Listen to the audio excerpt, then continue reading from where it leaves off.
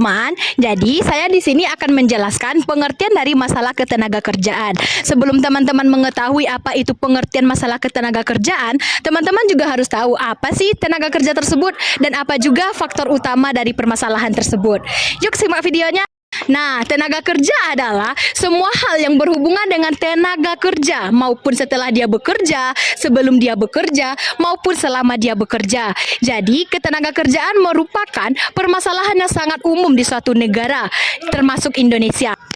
Jadi, masalah ketenagakerjaan adalah terdapat ketidakseimbangan dari angkatan pekerja yang telah dikeluarkan dengan ketersediaan lapangan pekerjaan yang ada. Selanjutnya yaitu faktor penyebab. Masalah ketenagakerjaan di Indonesia disebabkan oleh beberapa faktor, baik faktor internal maupun eksternal.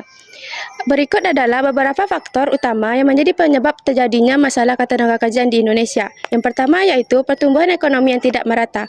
Meskipun Indonesia memiliki pertumbuhan ekonomi, pertumbuhannya tidak selalu merata di setiap sektor dan wilayah. Daerah perkotaan biasanya lebih maju dibandingkan pedesaan, sehingga kesempatan kerja di daerah-daerah tertentu sangat terbatas. Yang kedua yaitu keterbatasan keterampilan tenaga kerja. Tenaga kerja di Indonesia memiliki keterampilan yang rendah dan tidak sesuai dengan kebutuhan industri modern. Yang ketiga yaitu pertumbuhan penduduk. Pertumbuhan penduduk yang pesat di Indonesia menciptakan tekanan pada pasar kerja.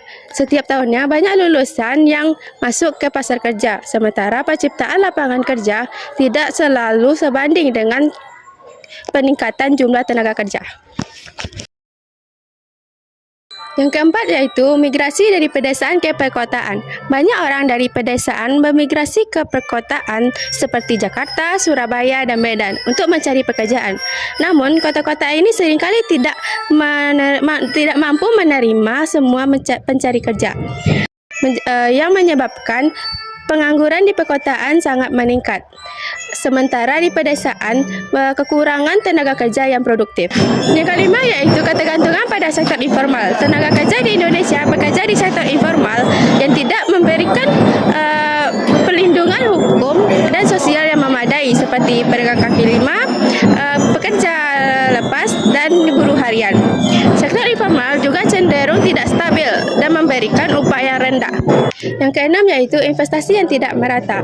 Investasi asing dan domestik cenderung berpusat di beberapa wilayah. Ini menciptakan kesenjangan dalam menciptakan lapangan kerja di berbagai wilayah di Indonesia.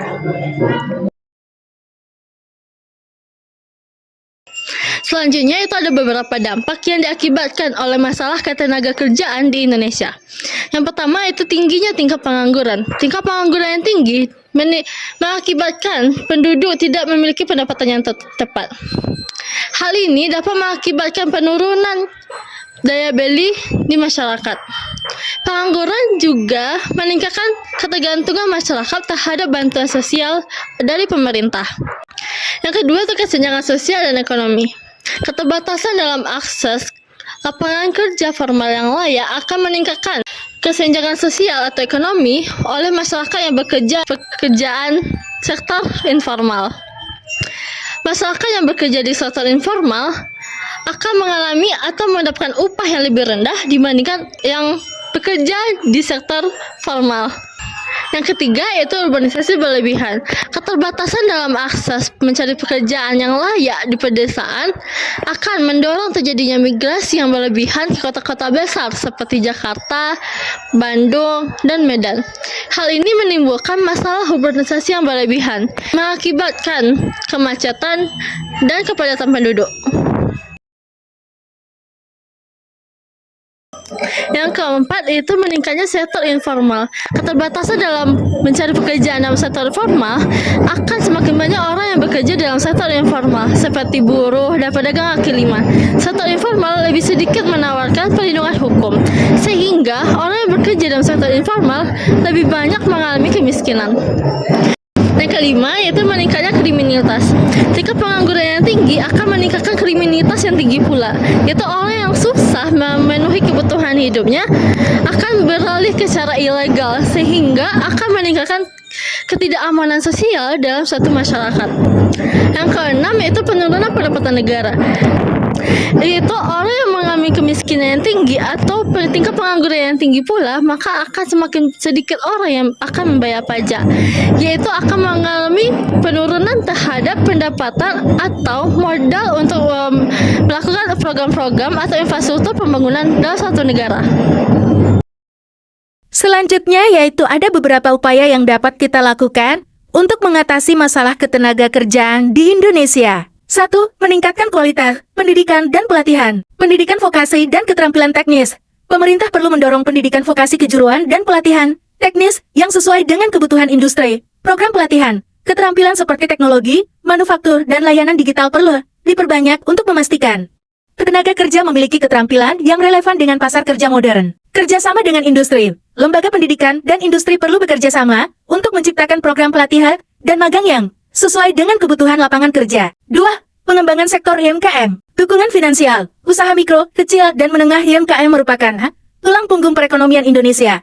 Pemerintah bisa memberikan akses yang lebih mudah terhadap modal, pinjaman berbunga rendah, dan insentif pajak untuk mendorong pertumbuhan UMKM. Pelatihan manajemen dan digitalisasi. Memberikan pelatihan bagi pelaku UMKM tentang manajemen bisnis, pemasaran, dan adopsi teknologi digital dapat membantu mereka meningkatkan produktivitas dan menciptakan lebih banyak lapangan kerja. 3. Pengembangan ekonomi digital dan kreatif. Mendorong ekonomi digital, teknologi informasi, dan komunikasi. TIK dapat menciptakan lapangan kerja baru di sektor-sektor seperti e-commerce, digital marketing, fintech, dan startup teknologi. Pemerintah dapat memberikan dukungan berupa akses internet yang lebih luas, beserta pelatihan untuk mengembangkan keterampilan digital di kalangan tenaga kerja. Industri kreatif. Industri kreatif seperti film, musik, dan desain juga memiliki potensi besar dalam menyerap tenaga kerja.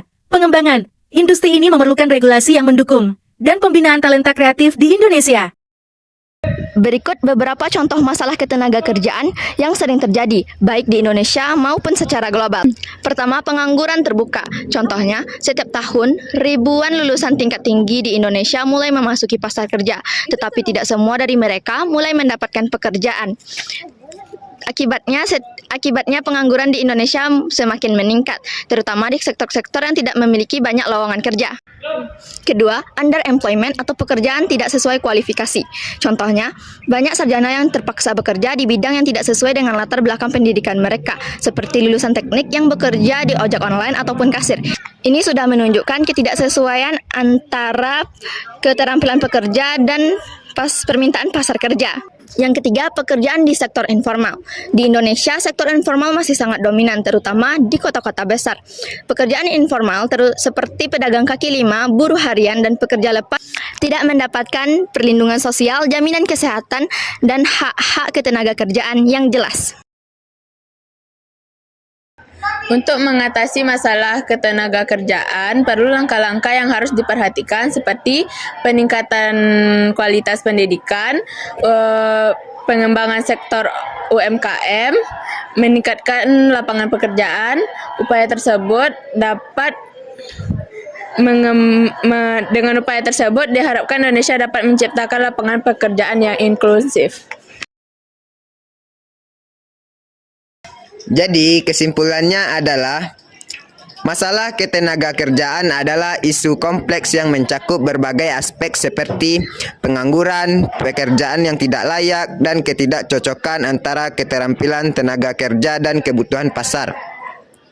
Faktor-faktor yang memengaruhi masalah ini di Indonesia meliputi pertumbuhan ekonomi yang tidak merata, pendidikan dan keterampilan yang rendah, ketergantungan pada sektor informal, dan perubahan teknologi yang cepat.